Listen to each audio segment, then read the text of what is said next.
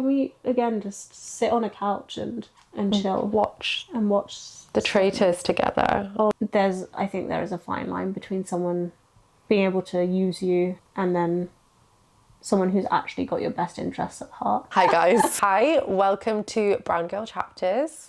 In today's episode, we'll be discussing a quick guide on how to become a villager. And we don't mean in a hunter-gatherer getting your crop sense, we mean in the friendship sense. And we had a lovely conversation. We went through some good... Interesting topics. Yeah, interesting, I would say, tips maybe. Yeah. That are hopefully practical in some sense. So if that's something that you're wanting to carry on listening to, then enjoy the episode. I was going to say, how was your weekend? My weekend? How was your weekend? My weekend was actually very chilled. I've had 2 weekends of back-to-back like social engagements. So this weekend felt very chilled. Chilled. I actually don't remember what I did, which is how exciting it was. Before you ask me, I forgot already. Which is how exciting the weekend was because I don't remember what I did. What did you eat? Sorry? What did you eat? What did I eat? Yeah. I'm not even going to lie, my memory is... Gone? No, I don't... These things I don't remember. Like, generally, I don't remember this. I actually don't either. I watched a movie. Oh, what did you watch? I watched Prince of Egypt. Ooh, I've not seen that. I'm judging you right now. No, wow, I'm judging you right now. We need to watch it. There's a lot of films that I have. What was the last one? We watched a Disney one together in your old place. It was about this house and everybody has a superpower and then that girl doesn't have one. And there's an uncle that's hidden. He's hidden like behind the walls. Oh, Encanto? Yes. Yeah. That one. That was a good movie. Yeah. That was a very good movie. Okay, next for you is Prince of Egypt. Yeah, we should. 100%. Yeah. Maybe I'll do that this weekend. Yeah, maybe you should do that this weekend. Yeah. No, I barely remember what I did yesterday, let alone... I'm the same. Let alone what I did on the weekend. I just know it was very relaxing. Maybe that's a good sign then. It's what I needed, I think, for one weekend. Yeah. Other than watching a film, did you do anything exciting? I don't remember. I didn't. I don't think I did. I can't remember what happened on Saturday. Sunday was movies and it was just relaxing. I did a bit of a self-care. Love that. Not weekend, self-care hour maybe. We take what we can. Yeah, so read my book. I had a face mask. Ooh. Face mask moment. It's one of those, I always purchase these things and then never use them. Yeah. So I will buy the fanciest face masks. Yeah. And they'll just be there. Yeah, I've got 3 that I need to use. Yep. So that's... Yeah, I'm the same. Yeah, so I've already bought some for the getaway. Oh, for the you're 3 prepared. of us. Yeah, because I was like, if we're going to watch a movie, we're going to put the face masks on and then we're going to watch it. So I've already got 3. It's the one I told you about that I wanted to test. So I was like, great, we can all test them together. Love that. But now we have to actually make sure we use them. No, now we need to book the place so that we can use the face masks. Because we've not booked this place yet. Yeah, but that's the idea. So I've got that.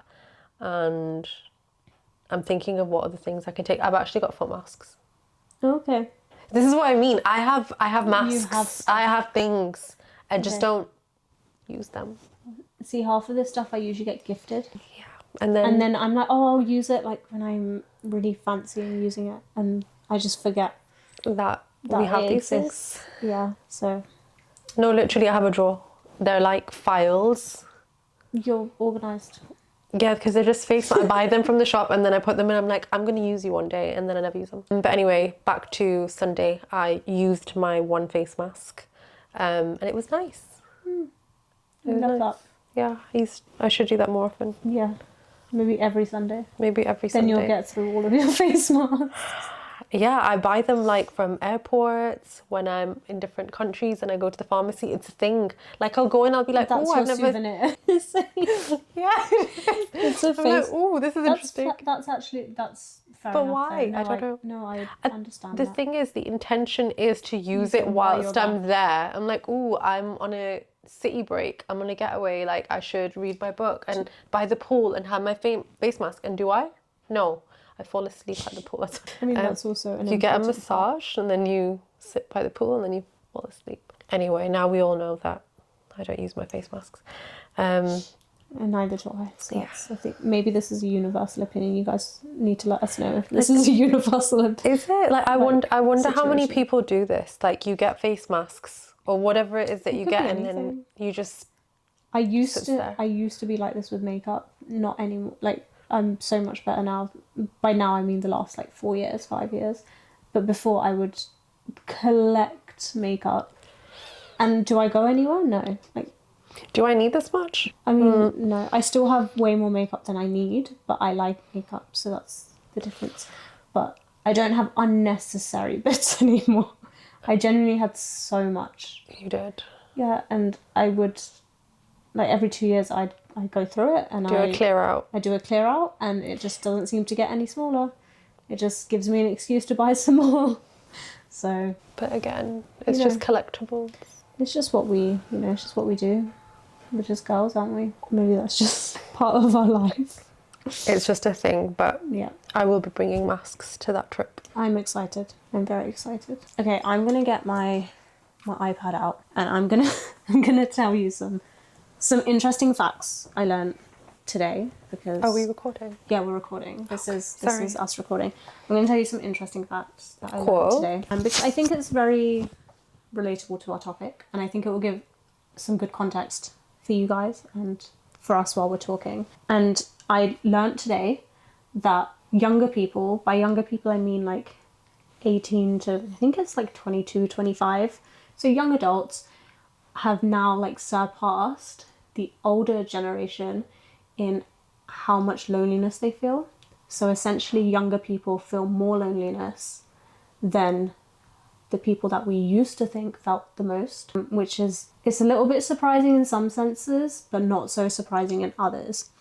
And I think with the way that today's society is, and I don't want to blame social media, but like the way that we have this like fake sort of world that we live in, I understand why that can happen.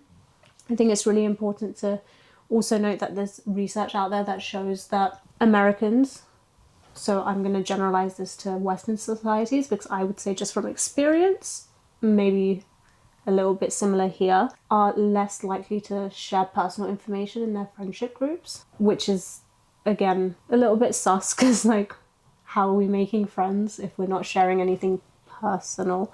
Again, I don't know how that works, but you can imagine, I can imagine how that can lead to a lot of loneliness. Yeah, I'm surprised by that as well because I feel like we're all so connected all the time. So I'm also like, how can you be lonely when you're more so I feel like you're more so connected. It's almost too much connection. Yeah, it's almost that's strange. Always like because you're always connected. On. Yeah, so there's that sense of like, I don't know what you would catch up with a friend about. You don't need to. If you know everything. If you know everything already, which is like makes sense. It's like a whole nother thing. But I can understand why that then can lead to loneliness, because if you feel like you already know everything about someone's life, not like you know everything, but like if someone's updating their story all the time and you kind of know all of the little bits that they're up to, then do you really have much to talk to them about? On that note, I think when I was at university, Snapchat was the thing then. Yeah. And obviously I was on there, like every other student was, and I literally experienced my friendship with a very dear friend who's a friend of mine till date today. I felt like I was losing that friendship, and I actually came off Snapchat because of that. That's insane. Yeah. Like I enjoyed every day, like, you know, capturing a picture of me in my lift after, like, you know, that lift picture that we'd all take, or like what we're eating, or my uni like stuff. But I realized that by me updating it all the time and also catching up on her stories, because she'd post all the time as well, that there was nothing to talk about. And so then if there's nothing to talk about, are we even going to sit down together and catch up? Because I know everything. Yeah. So then what is there to talk about? No, it's so fair. And so I don't even think she knows this, But yeah, I deleted it because I was like, it's affecting my friendship and I didn't enjoy my interactions with her anymore. Okay. So some aspect of it, yeah, you're connected all the time, but I completely... That's good self-awareness on your behalf, because it's Yeah. very easy to like to not to not see it, but to realize that realize that is affecting your level of connection with this person. Yeah, 100%. So yeah, not on Snapchat. Oh, crazy. That's an interesting way to come off an app. Yeah. Yeah, that's true. It's almost the opposite reason to what it's meant to be there for. Yeah. So coming back to your point where you're saying, you know, we're connected all the time. Yes. But I can see why that's the reason where the quality of that relationship is not the same. Yeah, 100%.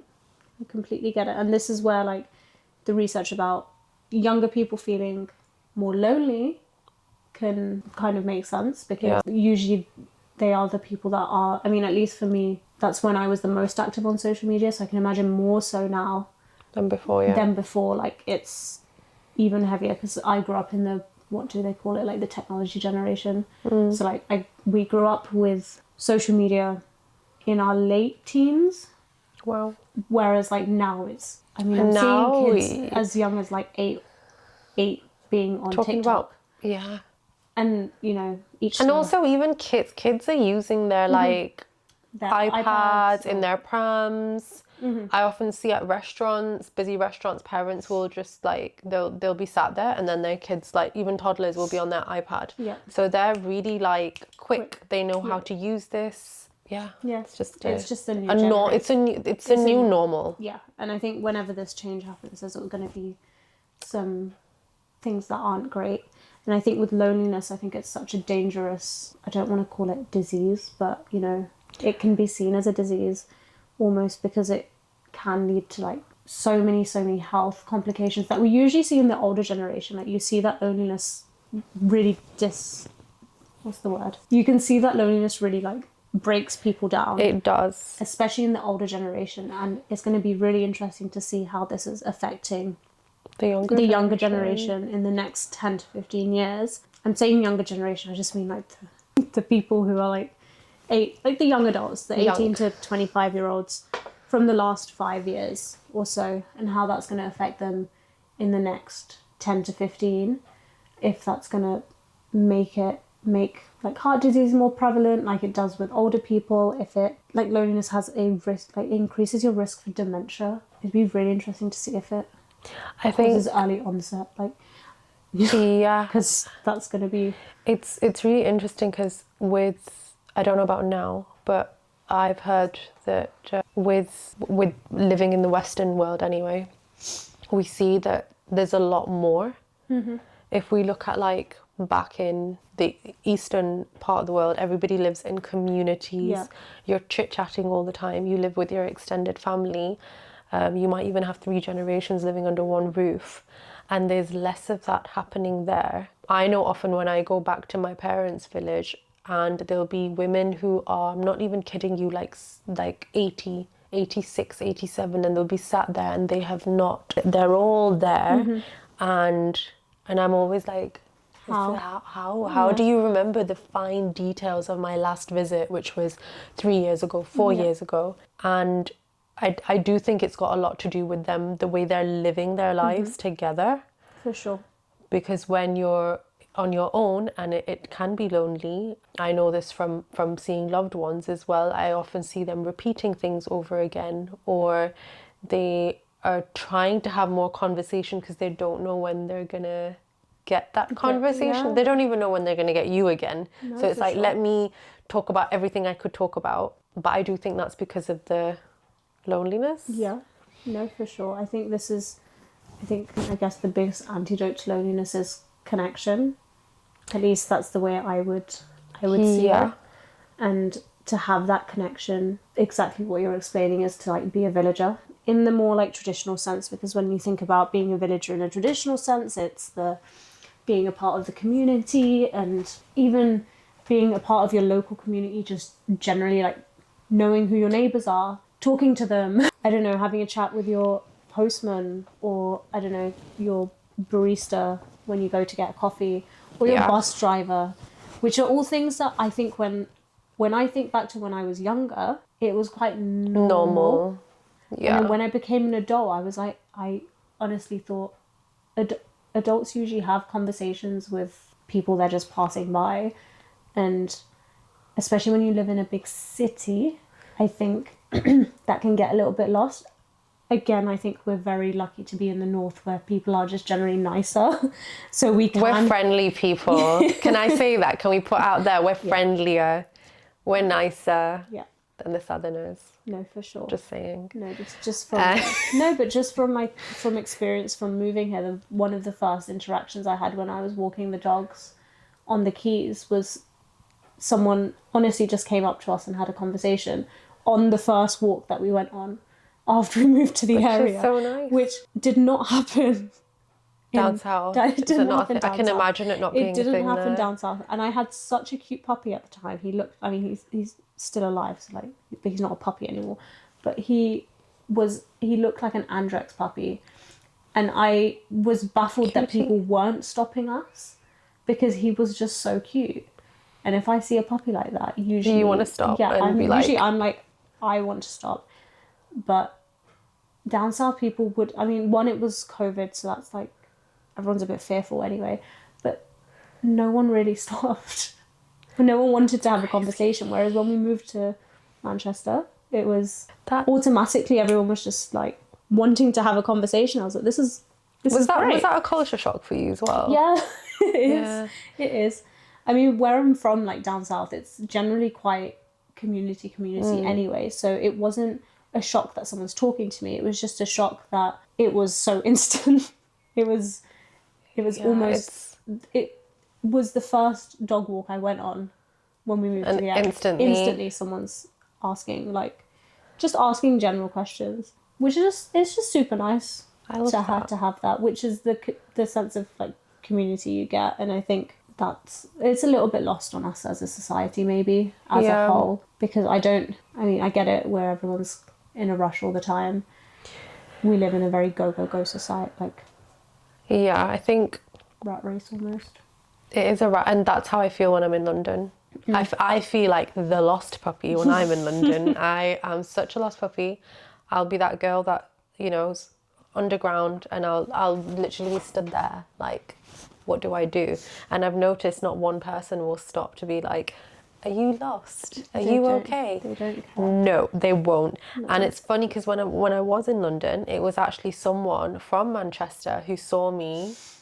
Ironic. It was a fellow northern girl who was like, hi, are you okay? Usually that is what will come out. Are you okay? And I'm like, no, I don't know where I am. I don't know where I'm going. And I wasn't even on the right platform. Oh, no. I was meant to be on the other side. Oh. But anyway, that was my London experience. Yeah, just going back to what you were saying, like knowing your neighbours and stuff like that. Often when I'm having a conversation with someone and I might just say, oh, my neighbour popped in. Or I might say something like, I don't know, recently I worked half a day from the cafe and I forgot, I don't know how I managed to do this, but I forgot my wallet and I didn't have any money.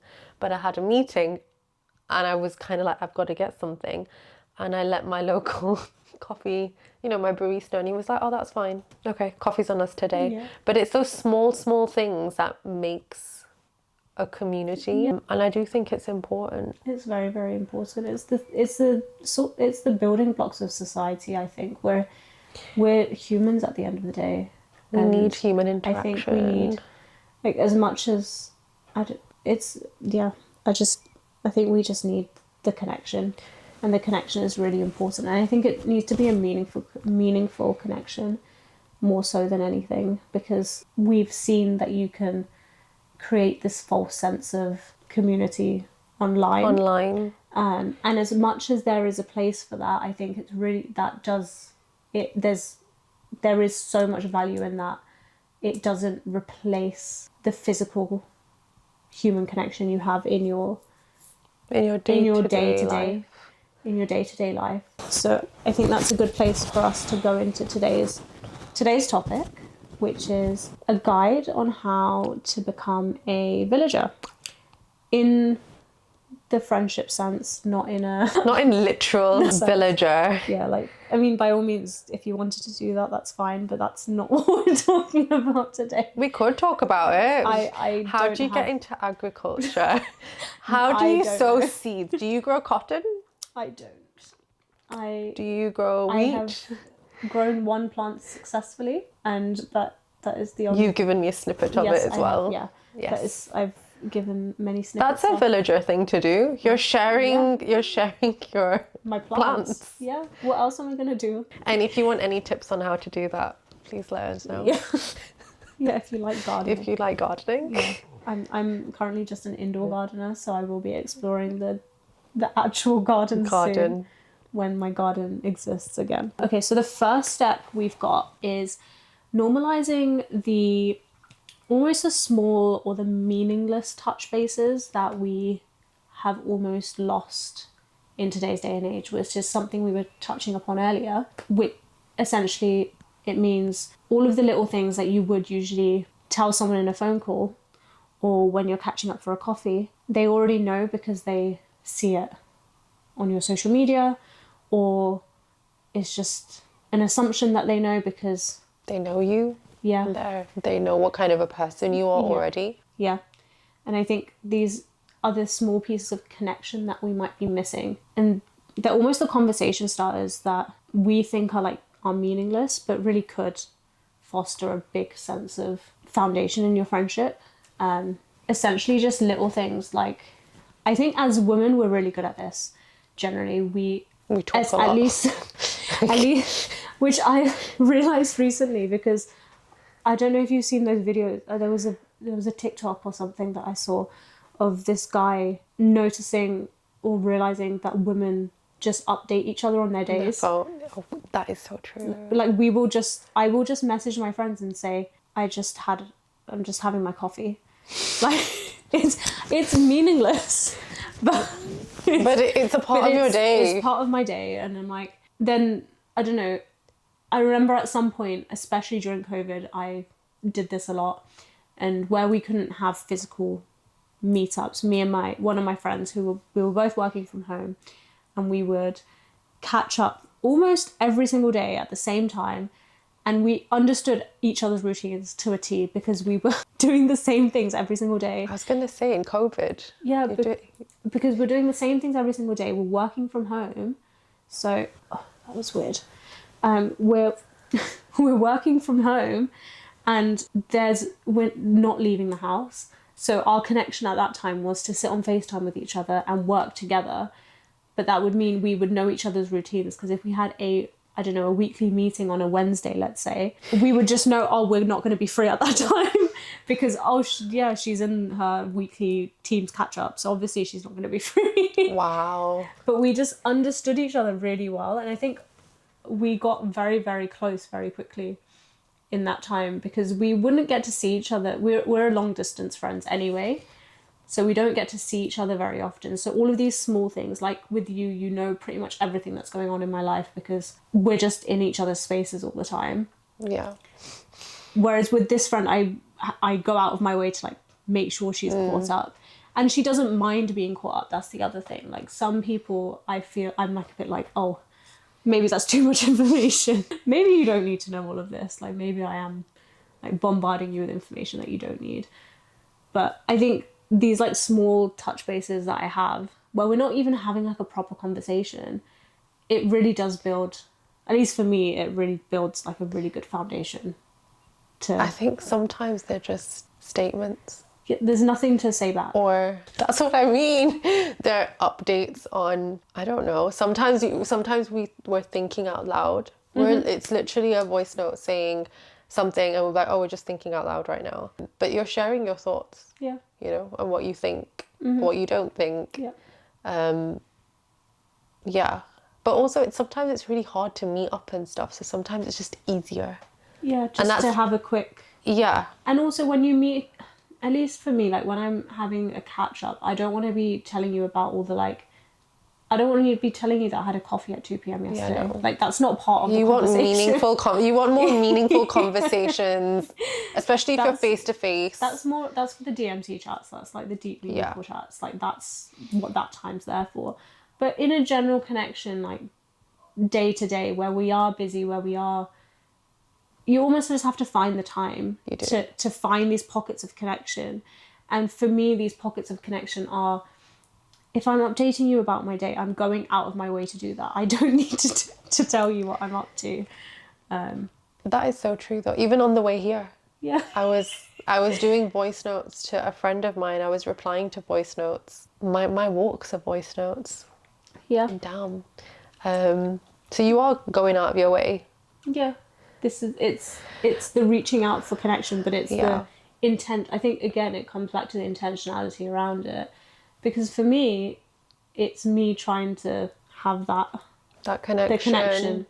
Because if I don't hit, maybe this is just a girl's thing as well, but for me, there's certain friends, if I don't hear from them for like a couple of days, even just a small, sometimes the message that day is literally, have a good day, or it's, oh, I've had a shit day, like, don't want to talk about it. Like, it's one of the, but there's just a drop Some of form something. of connection, Or it's, oh, I'm so tired. It's just, even if it's a single line, if I haven't heard from them, I then am starting to get a little bit worried, because I'm like, you've not even messaged to say that, I don't know, someone's annoying you at work. Because that's usually, like, I'm like, what's wrong? Like, you're not, this isn't normal behaviour for you. But also, you know what, I know we're speaking about voice notes, but also just, I had this with a friend lately. So she's a student and she's really busy with university and she's got assignments. And she was like, look, I can only do like an hour coffee. Yeah. That's all I have. And I'm like, great. So I'll come wherever you are. Yeah. I can come to your university library and we can meet up. Yeah. And there's coffee places there, and because it's easier for her and she's really busy, she's stressed out with her assignments and whatnot. So it's like, okay, that's still a pocket. So it's only an hour. Yeah. But that's still something to catch up. You know? Yeah. So it can even be that, just an hour here. And I think that might be what we're missing. As in, maybe not we, I think just generally, maybe this is something that in friendships, I had noticed I got into a rut of only meeting up for the big things, or if there was a big reason to. Otherwise feeling like it was a bit of like, almost a burden on someone else's time, which is the opposite to what being a villager is. I think being a villager means you need to be open to these small, meaningless touch bases, because that's essentially what we do when you're being a literal villager and you're talking to your neighbour. You don't need to have a conversation with them. Usually you're just chit-chatting. But these are the things that help foster that sense of community. And I think especially in your friendships, there's one place you can do that. And that's one place where it can feel a lot more fulfilling. At least for me, it has. I'm not sure about you. No, I agree. I think back before, for me, it was, if you met up, it was an event almost. Yeah. Something happening. And even if it's not something happening, it would be made into an event where you had to dress up. You had to play the part, as in, like, let's say you're going to a fancy restaurant. Mm-hmm. Don't get me wrong, I love fancy restaurants. However, it doesn't always have to be that way. And this brings us on to the second point really nicely. The second point, which is we need to stop feeling like every meetup needs to be a big plan. Yeah. We need to normalise the sitting on a couch with a cup of tea. Yeah. And this is where uni was really great, and I really enjoyed my uni friendships, because especially when we had our space, it was really, really nice just to sit in someone's room, and even if we were sat on our phones and chill, and we're just chilling, and there doesn't need to be a whole hoo-ha about it. It's, oh, we're hungry, let's have some crisps and let's just have hot chocolate and chill here. Oh, I've got a carton of sangria that I need to drink. let's drink this. Are we going anywhere? No. No. But this will be funny, won't it? But you could do like those sorts of things. Or you just sit there and you watch a show together. And you have that... You can have your conversations between the show, or it might be about the show. Yeah, and again, it's something you're connecting over. Yeah, I think that's true. I also think it gets harder. I know you're saying at university, but it's so easier then because you all live in halls. You live in student halls. Your friend might be the most across the road. And also, we don't have money at that time, so we kind of, we make do with what we have. But as adults, like, you're all kind of hopefully at a better stage financially. You're all wanting to go and try these new places. And I get that. I get the hype. I went through the whole thing of like, I want to have the best steak from this place, or I want to... I mean, no, that's so fair. Like, I get that. I want Chinese from here. There's a new restaurant we're going, which we're doing soon as well, for our Italian. And that's all great. I like that as well. But you can't be doing that all the time. No, how? I think one, it gets really draining. Yeah. And I think it can... Especially even if you are in better positions financially or anything like that, I think it can still put a strain on the expectation that when we're meeting up, we need to do something. Yeah. And I think it's not doing the things. I think you should have plans. I think it's really important to do fun things because... 100%. Because that's how, again, another way of building deeper connections. But I think to do the day-to-day basic friendship things where you're wanting to take your friendship to another level, just doing mundane... Like shopping. Like doing the grocery shop. Yeah, like errands shopping, not shopping, we're going to buy clothes. Yeah. I need to go to Boots and do a top-up shop. Just... Like, are you free? Like, do you want to join me? Yeah. Do you need to top up too? Yeah. Do you want to just come for the vibes? Yeah. Even that, that can be a plan. That doesn't need to not be a plan. I think this idea that, which is, I think, again, it's so normal to get into this pattern of everything needing to be a thing. A big thing. That can get really draining, especially if you've got a large group of friends. I can imagine, like, if you've got a group of 8 of you, that's 8 birthdays a year. That's like one, for me, like one, like now, like one big thing every month is a lot. Is a lot anyway. Because that's one whole weekend gone in my head. That's a whole weekend. Like, that's not just one evening. That's like a whole weekend. So if there's 8 of you, that's 8 birthdays. And that's just your friends. That's just your friends. Then you've got your family. And you're just draining yourselves out. Like, not everything needs to be huge. Like, can we again just sit on a couch and chill, watch the Traitors together? I don't know, like bond over. I've seen people recently, which I really, really enjoy. Is I love watching people sit. It's almost like Gogglebox, but on shorts, and they're sat with their friends watching a show. And you're watching their reactions. So I think I saw someone watching, I think it was Bridgerton, and she was sat with her friends watching Bridgerton. And giving her reaction. And they're giving reactions, but they've like cut it into clips. So it's like all the key scenes and you can just see... their reactions. Yeah, and again, this is like such a lovely way of fostering a sense of community because you're doing an activity together. That activity doesn't need to be expensive. It can be free. Literally. And I think we need to be comfortable with the idea of that more so than anything because that can be, It's a lot. I feel like when, especially as an adult, your life gets busier. You're juggling so much as well at the same time, but you don't want to also miss out. I don't think miss out is the right word, but you want to maintain that connection. Yeah. You might be missing your friend. Simply that could just be it, like I just miss you and I haven't seen you and I would like to see you and it's a catch up, but you just don't have the time to put the energy into going out or planning a date, whether that's, I don't know, for me it's going on a hike, but I know that not everybody has the time to drive 3 hours and hike for 7 hours and then drive for another 3 hours.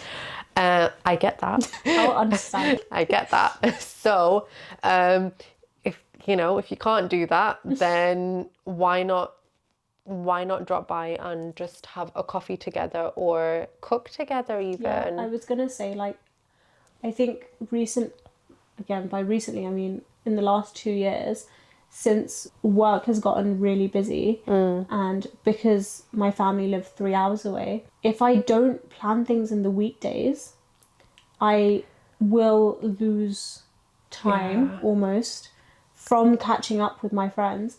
And also on a weekday, you don't want to be doing too much anyway. And this is where the meaningless and the like smaller activities really come into play, where it's should we go get dinner? And the dinner can be super casual. You go straight after work, you get your dinner, you catch up, you go home and you're in bed at a reasonable time. Yeah. Or would you like to come over for dinner? Should we sit down and we can get takeaway? We don't even need to make anything. Or shall we work from home together? And should we have a work from home day where we're just kind of in the same space, but we're just doing our day-to-days. And I think these are little bits that have really helped me in the recent years in maintaining my friendships in a just like a deeper way that really just means more to me. Because as much as I love doing things, I am an introverted extrovert. An introverted extrovert. I think I'm not completely introverted, but I'm not nowhere near. I'm on the scale. This is introverted and this is extroverted. I'm definitely like here. Really? Yeah. I'm not. Yeah, I'm more on the introverted side. Okay. Than anything. What about you? Where do you sit? I'm thinking that. I don't know. On like, the scale? I'm actually inherently a shy person. Okay. What makes you say that? I always since I've been a kid, I've always been the inherently shy person. Have you been inherently shy, or has everyone told you you're shy? No, I think I am inherently shy. Yeah, I think so, but I don't know if that means I'm introverted. We'll do a quiz. Okay. And do you know your personality type? Nope. Oh my gosh, okay. I didn't know that was a thing. We'll do that next. Okay. That's almost my most favourite thing to do. That's scary. Is to compare personality types. I am a INFJ. It's like a code, and then you get like a report of like your type. It's really cool. It's actually really interesting. I love personality tests. I had no idea this existed. I was once on a hen do, and the plane was delayed, and we were all sat on the plane, and I made everyone do the test, and then we were comparing our personality types. It was actually so much fun. I really enjoy this sort of stuff. It's like, what do you think I am from knowing me? I don't know all of the personality, like in terms of introverted. Oh, introvert and extrovert. I would say you're in the middle. I think I would say you lean a bit more towards the extroverted side, but it would be interesting to see. Because a lot of people say that when I'm like, I'm inherently shy, and they're like, But I think you can be extroverted and shy as well. I don't think they're like mutually correlate. exclusive. Like, okay. I think that's a possibility, because it's more so like, where do you thrive the most? Because for me, I know that I am usually the listener in a room. So when there's a lot of people, I probably won't be the one talking a lot of the time. Okay. Unless I have something, like, I won't be silent. But unless you have a point. Unless I have a point, I'm not usually the person who's chit-chatting away. If there's like 2 or 3 of us, different situation. But if there's a big group of us, then I will probably be the person listening more so than anything. I'm probably the chit-chatter in that massive room. Yeah. Yeah. Which is where 100%. I think that's probably where people think you're more on the extroverted side. Yeah. But it'll be interesting to see what the personality test says. So you stay tuned, and we will be back with personality tests. The third point I've got, or the third step even, if we're going to call this a guide, is more so a introspective thing. And there's this whole discourse online about if you want a village, you need to be a villager. Yeah. And in order to be a villager, I think one of the things you need to do is to be dependable, and this can be really difficult. It's What does that mean? Like, what being dependable. So for me, at least, being dependable is if someone needs me for something, 9 out of 10 times, I will try my best to help in whatever way I possibly can.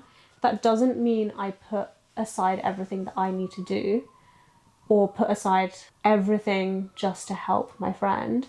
But if there's something that needs to be done, even if it causes me inconvenience, I will go out of my way to do it. If They if they need it, something. Yeah, if they need something, then and this could be like, it could be little things. Like, I'm very big on I've always been the person who drives, and for me it's never been I feel weird if I don't at least offer to drop someone home. Unless it's completely out of my way and I'm really exhausted. Like, that's a different situation. But if it's on my way, or it's like not even that much out of my way, and I'm driving, why would I make you pay for an Uber when you can just get in my car? Like, it's just so much, I don't know. It's just logic to me. Like, for me, I'm like, you're my friend, just get in my car. Like, what's wrong with you? Yeah. And it's like little things like that. It's the act of just being able to be there, I would say. There's probably more to it. And I think as we talk, there'll be levels that come out. But what does being dependable mean to you? How would you describe it? I think similar to what you said, like, I think it's also like the little things more than the bigger things. Sometimes just, for me personally, like, there might be things that I'm not good at, or things that overwhelm me. And it might be that I have a friend who maybe they're better skilled in that area. Yeah. Or it's of their interest. And it might be that they help me in that area because they know that, she gets overwhelmed, she struggles with this area. That, for me, that means a lot. That's a sign of a villager for me. And it's also a sign of that you can depend on this person when you're struggling in one area. Just a recent example, like, with houses, my brain does not work when it comes to interior and things like that, and what goes best and stuff.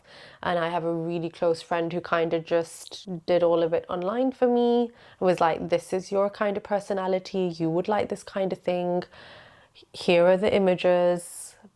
And I literally felt like I had a personal interior designer. Literally, she was like, send me the images of your blank, like, of your rooms, and I sent her 2, and she notes, this will look good here, this will look good here. You would like this. You would like greenery. You want floor to ceiling, ceiling to floor, curtains.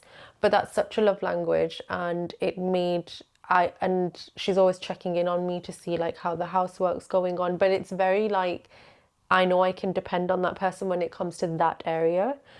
Equally, it might be someone else I know with you, you're very much like, I'm there. So when it came to painting and that kind of thing, and more like, I think with you as well, you push me to do things in a very nice way. I think that comes with time, and she does it very nicely, but I know this is my point, she does it very nicely, but I know what she's doing, and I'll just be like, okay.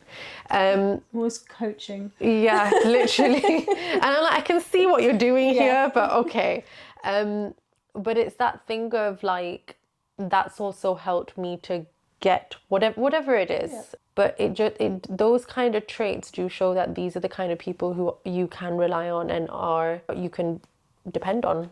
I think this is what I was going to say. So what I'm hearing is the reliability of a friend really helps on them being dependable. Yeah. And I think as a villager yourself, like, this is really hard to expect people to do this for you. But if you're able to do it for them, maybe then they will feel more comfortable to reciprocate it back.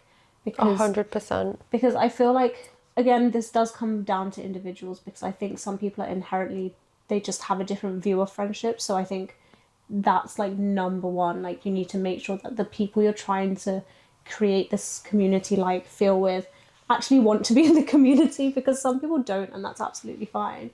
But if you're wanting that sort of community, I think it's really important to expect it from the people that will actually be able to deliver. And if they're not able to deliver, and if they're not wanting that same level of friendship, then it might just be that they're a different type of friend.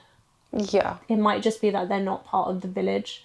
They're friends in a different way. And that's also also fine. Like, not every friend needs to be like part of your like village. If that, like, that would be a lot. I also think that if there's more of you in the village, it becomes easier, because I don't want to say burden, but almost the burden of carrying everything is split. It's divided, isn't it? It's, you're not relying on one person to support you. This is, especially with, I feel like with emotional things, this is really, really important, because when you're going through something really deeply emotional, when you have more than one person to go to, it really helps. One, with perspective, because you're getting multiple people's perspectives. Two, with just the fact that it's being shared between a group of you. And I think something that, like, someone says to me all the time is, like, a problem shared is a problem halved. Yeah. And if you have that sense of dependable people around you, and if you're a dependable person yourself, then you're able to kind of share the load of, like, the heaviness that comes with life. Because yeah, I think it's also unfair as well to just put it on one person. Yeah, for sure. As much as that person may love you, they may want your, like, have the best interest and everything. It's sometimes it can be a bit unfair to kind of overload all on them. Yeah. Because they might be going through something. Yeah. Or it might just be a bit too much. It can. The thing is, these things can just get a bit too much sometimes. And I think this is where I've been reading about how we live in a hyper-independent society now, and almost the even sharing of these heavy topics is almost a little bit frowned upon. And I don't know if that's, like, more of a judgment thing, or if that's just because of the way that the way society is right now. I'm not sure where it comes from, but if we're going to lean towards that, we're really going to lose the sense of community really quickly, especially between our friends who we really do hold near and dear to us, don't we? Like, we want to be there for them. When you think about someone you love, like, you don't want them to be going through these things alone by themselves. And I think if you demonstrate that you're a dependable person, you're reliable, you're there when you need them, whether it's physically, virtually, however it is, you're there in whatever capacity you can be, then that really, really does help foster the sense of being in a village. But, you know, I often hear a lot of people talking about how they want a village.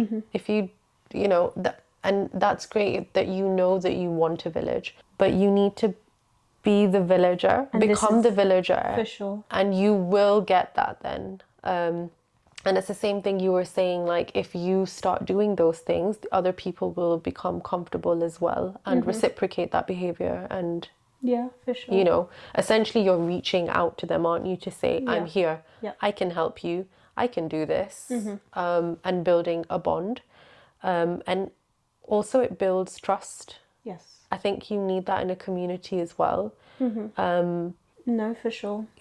Yeah, like, trust, I mean, every now and then, and I'm going back to my local cafe, but if, you know, the barista would probably not have given me the free coffee if he didn't trust that this girl comes here all the time. She works here, she makes conversation, he knows who I am, he knows, you know, I live in the area. There's that trust. Or with the local chippy person who gives me a free fish and chips on my birthday. I demand it and I get it. If you don't ask, you don't get. No, this is so you know, things like that. Or this, I don't know how people will feel about this, but our neighbour still has our keys.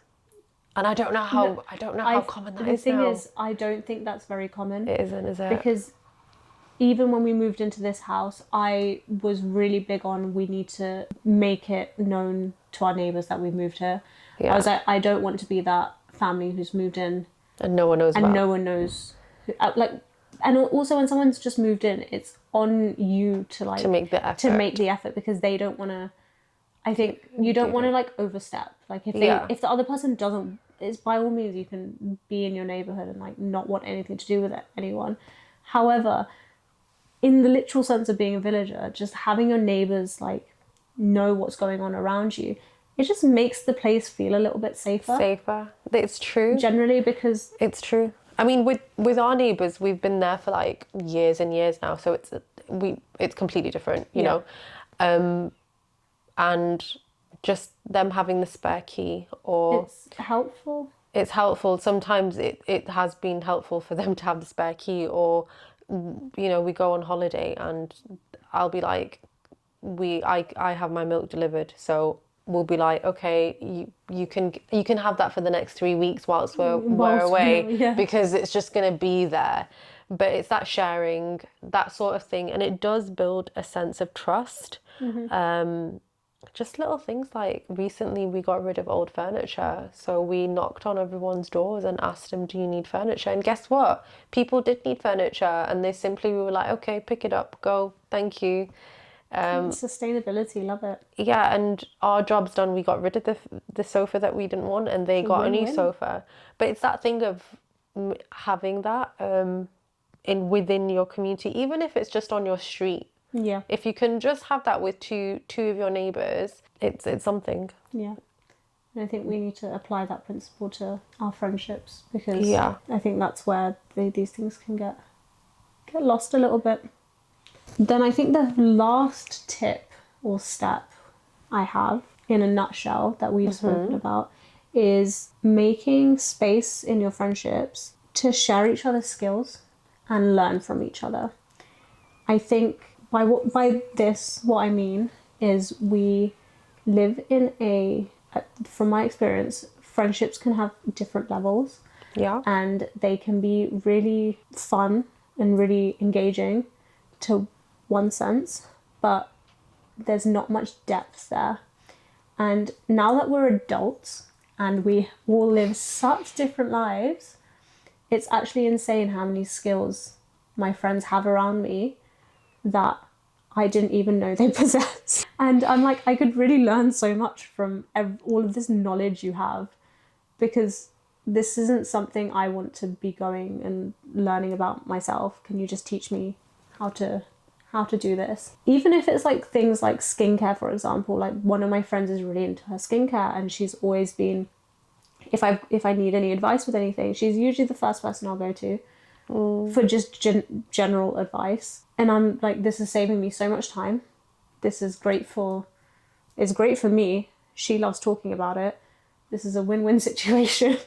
But also it's a good way of learning. Yeah, and I'm learning so much because now you're explaining like the biochemistry of like why this works, and I love it. You know what? No, you're right. It's a win-win situation, and also it's a great way of learning via conversations. And again, it's building the trust. Yeah, you're meeting up, or maybe you're just talking on video call. I don't know. Yeah. It depends, but at the end of the day, you're building trust, and it's that skill gap, isn't it, or the knowledge gap? You're learning from one another. For sure. I'm the same. Like, there's been things that you've taught me, and I've learned, and I've then passed it on to another friend, and there's that chain now where we've passed on knowledge, and it's benefited me, and then it's benefited my friend. Yes, exactly. And again, that's the whole thing of being village. I don't know why we're like. The thing is, I don't understand why people are gatekeeping things. I understand, like, especially from your friends, like, especially if you're trying to build a community like this. I don't see the benefit in gatekeeping things that will help other people grow if that's something that they're wanting to learn. Yeah, it's that withholding information, isn't it? Like, you know something, but you're withholding it. It's almost like those managers who don't, like in a workplace where a manager doesn't teach their direct report anything because they don't want them to get promoted. I've heard like so many situations like this where someone's manager just doesn't want them to grow, so they just don't help them at all. They just don't coach, don't do anything. And I'm like, why are we doing that with our friends? Like, we might not be doing it consciously with our friends. I think some of the time I think the struggle might be that we don't know if our friends want to hear it. I think we have to be comfortable in having some uncomfortable conversations. Not even just conversations about uncomfortable topics, I think. And I think this is where, like, finances, I know a lot of people who are really, really, like, it makes them very anxious to talk about finances, which is completely fair. But as we both know, we're very open with, we've been very, very transparent. And we've learned so much together in the last 2-3 years just by having that open flow of conversation, because we know it's not a topic that we're scared to bring up. Discuss. And there's no judgment there. It's almost like a nice way of having the conversation, because if we don't know something, we don't know. We'll figure it out. Let's figure it out together. And as we get older and we're, like, facing different problems, different challenges come your way, are, like, completely different. Like, I can't imagine some of the challenges that are going to come up. But if these topics that seem uncomfortable, that I think for me at least, I was almost raised not to talk about some things, and that spilt into my friendships, and I'm actively aware of that now as the older I get. Is this something that you're consciously trying to change? I think so. I think if there's topics that I feel uncomfortable talking about, primarily because it was something that I wasn't allowed to talk about when I was growing up, I'm like... You question it, like, why? Why am I feeling weird talking about this? And then if it's me feeling weird because of something about me, that's different. But if it's primarily because I just wasn't allowed, like, this. I just wasn't allowed to share this information. This is, like, historical, like... It's historical. So my camera just overheated. So we've lost our train of thought.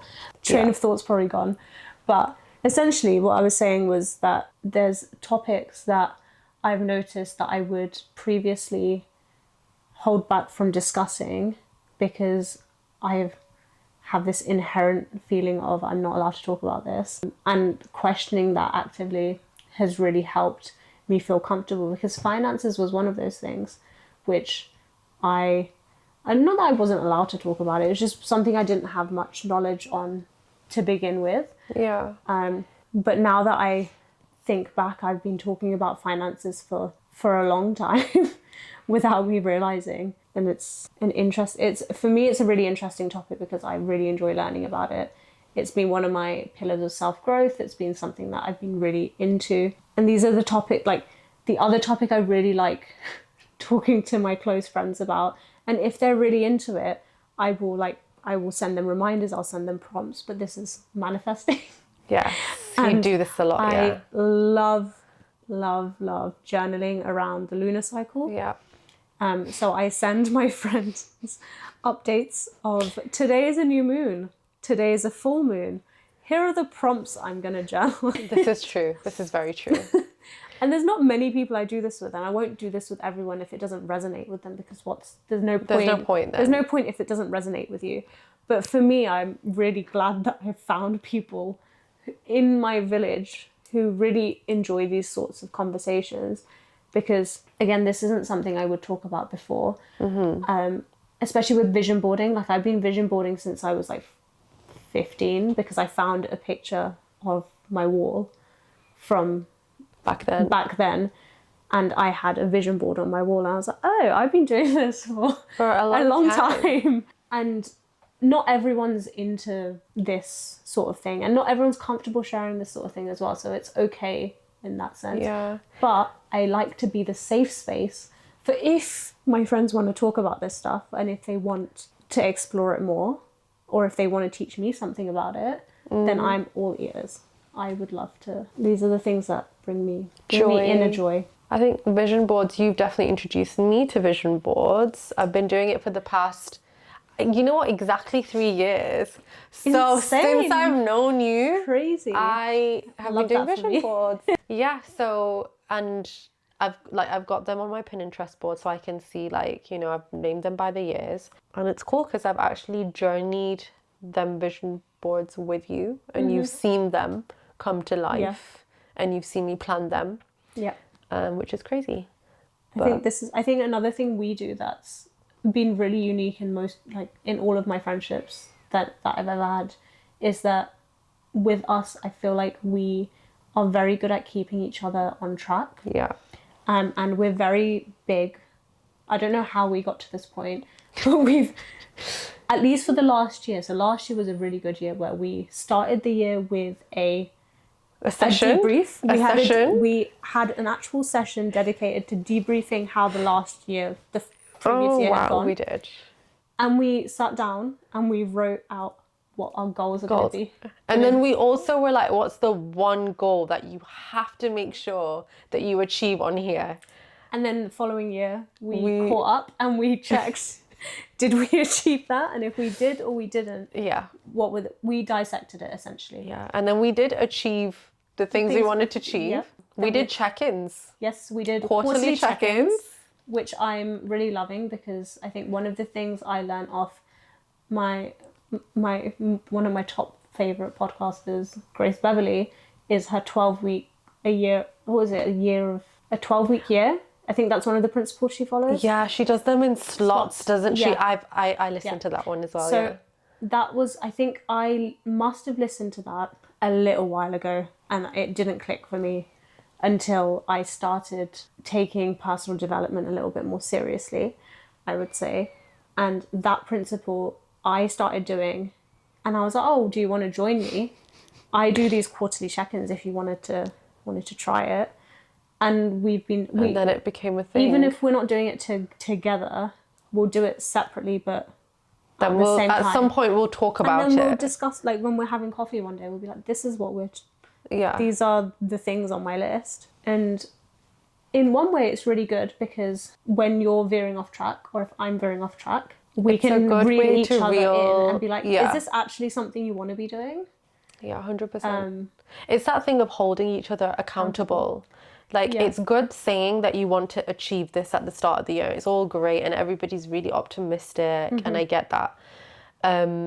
But then it's having that check-in, because we all at some point will, life gets in the way and things happen.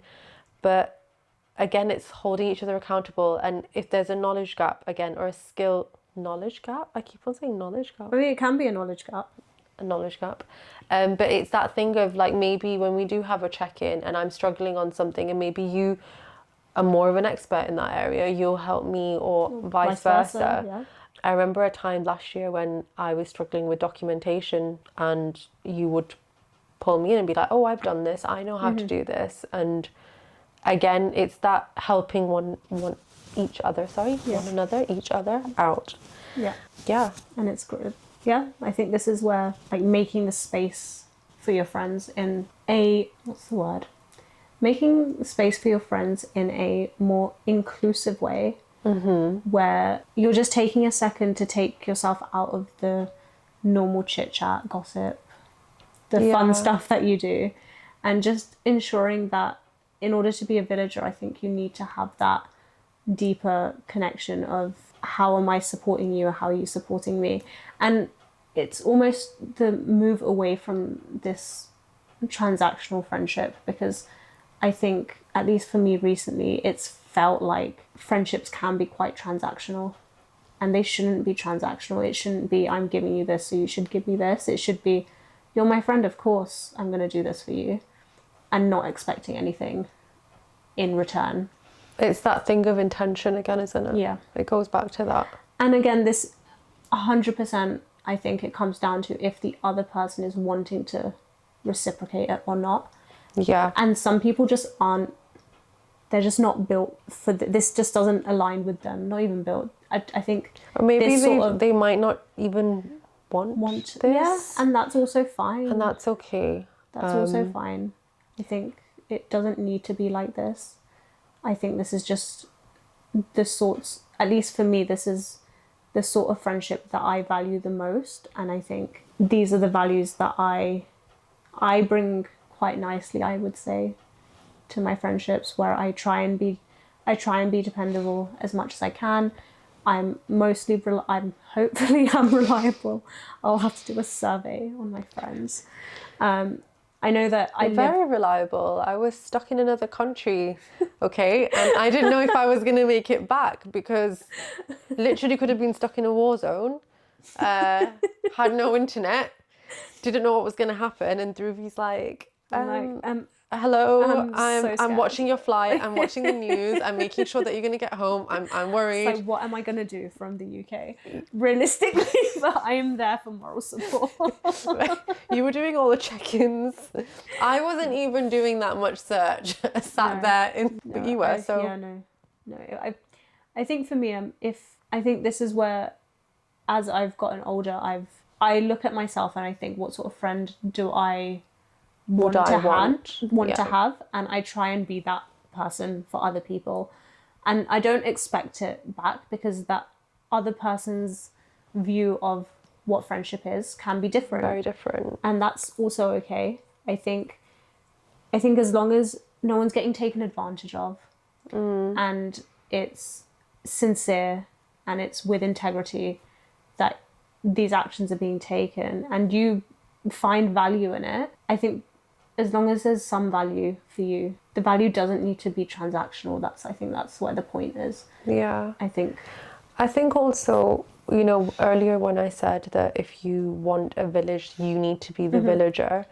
If you are behaving like a villager, and that's by, you know, a few of the things that we've already mentioned, for example, being dependable, having those touch bases and sharing things with one another, naturally the right people will come your way, that will be reciprocated, and you will find that people that also want that kind of relationship, or you know, also want that kind of foundation, which is trust, they will naturally just fall into place.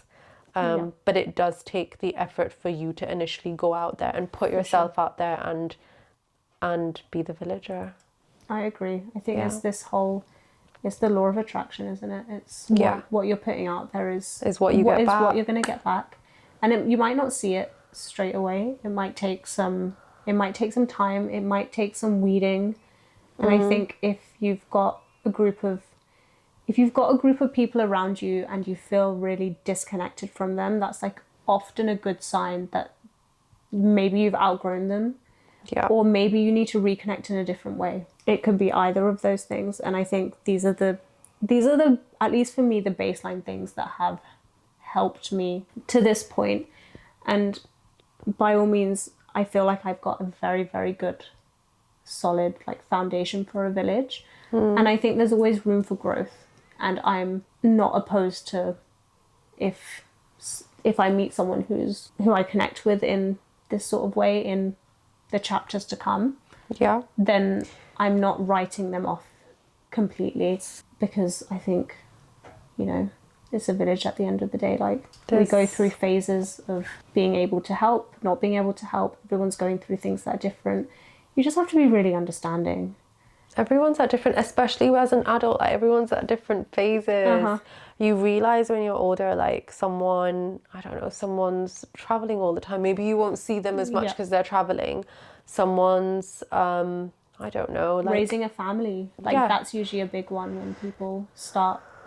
There's less time. Your time is divided now between your friends, family, child, work. Everything. You're juggling so much. People have businesses. They're literally running an entire business and have kids, and are even looking after their parents. Yeah, I was That's say, another looking after elderly parents or like grandparents.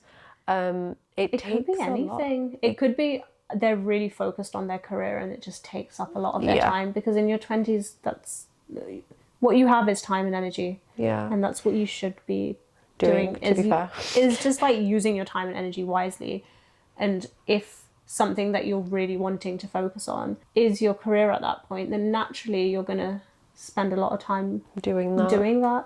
I think it's important to foster the connections you have, should they be connections you want to keep, because that's the other side of this as well, where it's, you need to make sure that you're actually wanting to be in that person's village, because there's no point you putting in all that energy into someone you don't really want to put the energy into. But at the same time, you need to try. Because how would you know? I get it. Unless you don't try. Yeah. I think with some people inherently have a gut feeling. I think you have to trust your gut with this. I think Yeah, there are that's some true. people who do just Sometimes you also click with people Yeah. from the very get-go. Yeah. And I think it's really important to, I think, just really trust your gut on when someone is good for you versus when someone's just making you feel good about something about you. Yeah. Because I think there is a fine line between someone being able to use you and then someone who's actually got your best interests at heart. It's the give and take, isn't it? Yeah. Like, it's the give and take. Yeah. You'll know, I think, after a certain point, like, you know Yeah. that this is not giving. It's not giving villager, this is giving... It's not giving village vibes. Not what's giving me any what's wheat the or word? cotton. Yeah, I was like, what's the hunter and gatherer like way of this? Like, this person's an enemy almost. Like, they're leeching off of my supplies. Yeah, They're not providing me with anything. they're eating all my crops. Yeah, And they're not giving me anything. they're not looking after my children. Yeah, no, that's not the one. You don't want that one, but you'll know. But yeah, You'll know. This is the main thing, you will know. I think that brings us to the end. Yeah. And I'd be really interested to know if you guys have any other tips or any steps of how maybe you've built your villages, or if you've got any questions. Yeah, or even if you've got anything that you may have learnt from the tips we've given on how to be a villager. Are they some that you've used, and have they worked? And if not, do you plan on using them? Because that would be ideal for us. It would be an ideal start. But we hope you have learnt something, and if not, I hope you've enjoyed the conversation, because I thoroughly enjoyed this conversation. Chit chat. Yeah, these are the DMCs I like, and I think we should ward off the chronic heart condition and increased risk of dementia by fostering our villagers as much as we possibly can. 100%. Yeah. Yeah. So until next time, we shall catch you with the next episode.